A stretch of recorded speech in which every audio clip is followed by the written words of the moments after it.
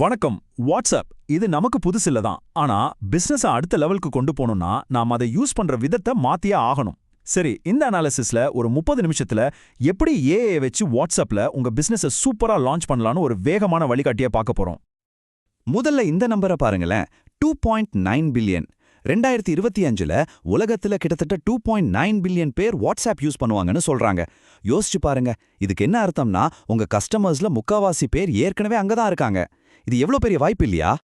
ஆமா, உங்க கஸ்டமர்ஸ் எல்லாரும் இங்க தான் இருக்காங்க. அவங்க அதிகமா நேரம் செலவு பண்ற இடத்துல அவங்கள சந்திக்க நீங்க தயாரா இருக்கீங்களா? இது மார்க்கெட்டர்ஸ் மிஸ் பண்ணவே கூடாத ஒரு வாய்ப்பு. சரி, இந்த பயணத்துல நாம என்னென்னலாம் பார்க்க போறோம்னா, முதல்ல வாட்ஸ்அப் எவ்வளவு பெரிய வாய்ப்புன்னு பார்ப்போம். அப்புறம் உங்களுக்கு எது சரியான டூல்னு எப்படி செலக்ட் பண்றது, அதுக்கடுத்து உங்க முதல் growth funnel-ஐ எப்படி உருவாக்குறதுன்னு பார்ப்போம். சில முக்கியமான ரூல்ஸ் அண்ட் ரெகுலேஷன்ஸ் பத்தியும் பேச போறோம். உங்க வெற்றியை எப்படி அளக்கிறது, கடைசியா உங்க அடுத்த ஸ்டெப் என்னவா இருக்கணும், இதெல்லாம் தான் பார்க்க போறோம். முதல் பகுதிக்குள்ள போலாம். வாட்ஸ்அப்பை மத்த சோஷியல் மீடியா மாதிரி நினைக்காதீங்க. கஸ்டமர்ஸோட கவனத்தை ஈர்க்கிறதுலயும் சரி, அவங்கள ஒரு ஆக்ஷன் எடுக்க வைக்கிறதுலயும் சரி, இது மத்த எல்லா சேனல்ஸையும் விட பெட்டரா பெர்ஃபார்ம் பண்ணுது. அதாவது நீங்க அனுப்புற மெசேஜ் பார்க்கப்படுறதோட நிக்காம ஒரு செயலாகவும் மாறுது. உங்க கஸ்டமர்ஸ் ஏற்கனவே இருக்கிற இடத்துல நீங்க அவங்கள ஒரு நோக்கத்தோட சந்திக்க முடியும். சும்மா அங்க இருக்கிறது மட்டும் இல்ல, ஒரு திட்டத்தோட அவங்க கூட பேச போறீங்க.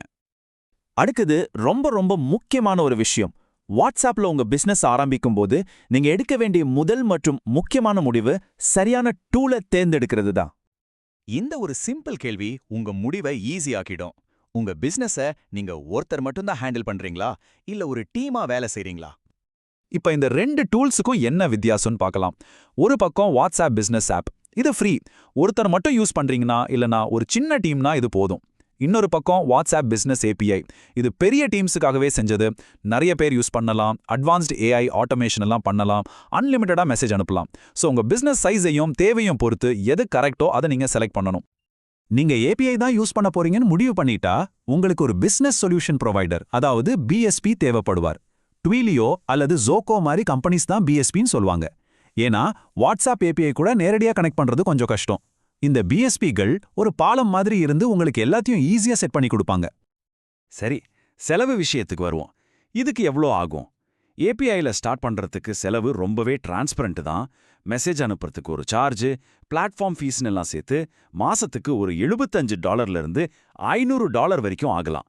இது பார்க்க பெரிய முதலீடு மாதிரி தெரியலாம், ஆனா உங்க கஸ்டமர்ஸ் கூட நேரடியா கனெக்ட் பண்றதுக்கு இது ஒரு சூப்பரான இன்வெஸ்ட்மெண்ட்.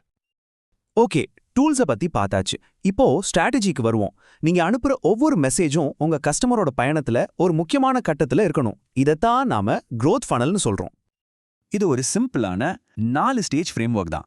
முதல்ல அவேர்னஸ், அதாவது உங்க பிராண்டை பத்தி அவங்களுக்கு தெரியப்படுத்துறது. அடுத்து கன்சிடரேஷன், அவங்கள உங்க ப்ராடக்ட்ஸை பத்தி யோசிக்க வைக்கிறது. மூணாவதா கன்வர்ஷன், அவங்கள வாங்க வைக்கிறது. கடைசியா லாயல்ட்டி, அவங்கள திரும்ப திரும்ப உங்ககிட்டயே வர வைக்கிறது. இந்த 4 ஸ்டேஜுக்கும் தகுந்த மாதிரி நீங்க மெசேஜ் அனுப்பலாம். உதாரணத்துக்கு அவேர்னஸ் ஸ்டேஜ்ல ஒருத்தர் சைன் அப் பண்ணதும், ஹாய், சைன் அப் பண்ணதுக்கு நன்றி, ஏதாவது குறிப்பிட்ட பொருளை தேட ஹெல்ப் வேணுமான்னு ஒரு வெல்கம் மெசேஜ் அனுப்பலாம். இது ஒரு நல்ல உறவை ஆரம்பிச்சு வைக்கும். அடுத்து கன்சிடரேஷன் ஸ்டேஜ்.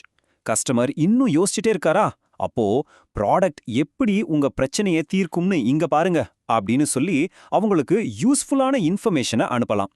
இது அவங்கள வாங்குற முடிவுக்கு இன்னும் கொஞ்சம் கிட்ட கொண்டு போகும். கன்வர்ஷன் ஸ்டேஜ்ல தான் மேஜிக்கே நடக்கும். உங்க கார்டு வெயிட் பண்ணுது, ஆர்டரை முடிக்க இங்க டச் பண்ணுங்க மாதிரியான மெசேஜஸ் உடனடியா சேல்ஸ் அதிகப்படுத்தும். உண்மையை சொல்லணும்னா இந்த மாதிரி மெசேஜஸ் கைவிடப்பட்ட கார்ட்ஸ்ல இருந்து 30% வரைக்கும் சேல்ஸை திரும்ப கொண்டு வர உதவுது. அவங்க வாங்கி முடிச்சதுக்கு அப்புறம் மறுபடியும் நன்றி, இந்த ப்ராடக்ட் பிடிச்சவங்க இதையும் வாங்கியிருக்காங்கன்னு மெசேஜ் அனுப்புறது மூலமா நீங்க இன்னும் அதிகமா சேல்ஸ் பண்ணலாம். இது மூலமா அவங்கள ஒரு லாயல் கஸ்டமரா மாத்தவும் முடியும். இதுக்கு பேரு தான் அப்செல்லிங் மற்றும் கிராஸ் செல்லிங். சரி, இப்போ அடுத்த முக்கியமான பகுதிக்கு போலாம். வாட்ஸ்அப் அப்படிங்கிறது ரொம்பவே ஒரு பர்சனலான ஸ்பேஸ். அதனால யூசர்ஸோட பிரைவசியை மதிக்கிறது ரொம்ப முக்கியம். ரூல்ஸை சரியா ஃபாலோ பண்ணாதான் கஸ்டமர்ஸ் நம்மள நம்புவாங்க. இதோ சில முக்கியமான ரூல்ஸ். எப்பவுமே கஸ்டமர் கிட்ட இருந்து நேரடியா பெர்மிஷன் வாங்கணும். அப்ரூவ் பண்ண டெம்ப்ளேட்ஸை மட்டும் தான் யூஸ் பண்ணணும். அவங்களுக்கு ஒரு ஈஸியான ஆப்ட் அவுட் ஆப்ஷன் கொடுக்கணும். எல்லாத்துக்கும் மேல ஸ்பேம் பண்ணவே பண்ணாதீங்க, அது உங்க பிசினஸ் பேரை மொத்தமா கெடுத்துரும். சம்பந்தமான மெசேஜ்களை மட்டும் அனுப்புங்க. சரி, கஸ்டமர் கிட்ட இருந்து எப்படி பெர்மிஷன் வாங்குறது?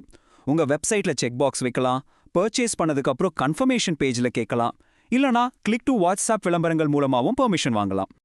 உங்க வாட்ஸ்அப் ஸ்ட்ராட்டஜி ஒர்க் அவுட் ஆகுதா இல்லையான்னு எப்படி தெரிஞ்சுக்கிறது?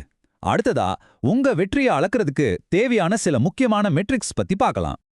நீங்க இந்த 5 விஷயங்களை கண்டிப்பா ட்ராக் பண்ணணும். முதல்ல ஓபன் ரேட். வாட்ஸ்அப்ல இது எப்போவே ரொம்ப அதிகமா இருக்கும். அடுத்து கிளிக் ரேட். உங்க மெசேஜ் அவங்கள ஏதாவது செய்ய வைக்கிதா? 3வது ரெஸ்பான்ஸ் ரேட். மக்கள் உங்க கூட பேச ஆர்வமா இருக்காங்களா? 4வது கன்வர்ஷன் ரேட். இதனால உங்க பிசினஸ்க்கு லாபம் வருதா? கடைசியா ஆப்ட் அவுட் ரேட். நீங்க ரொம்ப தொந்தரவு பண்றீங்களா? இந்த ஒவ்வொரு மெட்ரிக்கும் உங்க கேம்பெயின் எப்படி போகுதுன்னு ஒரு கதையை சொல்லும். இப்போ நாம கடைசி பகுதிக்கு வந்துட்டோம். இதெல்லாம் பார்த்து உங்களுக்கு ஒரு இன்ஸ்பிரேஷன் வந்திருக்கும்னு நினைக்கிறேன். சரி, அடுத்து என்ன செய்யணும்னு தெளிவா ஸ்டெப் பை ஸ்டெப்பா பார்க்கலாம். உங்க வேலையை ஈஸியாக்க இங்க 2 சூப்பரான டூல்ஸ் இருக்கு. AI ப்ராம்ப்ட் ஷீட்டை யூஸ் பண்ணி உங்க மெசேஜ்களுக்கு நல்ல ஐடியாஸ் ஜெனரேட் பண்ணிக்கலாம். பிளானிங் ஷீட்டை யூஸ் பண்ணி உங்க கேம்பெயின்ஸை ஈஸியா பிளான் பண்ணிக்கலாம்.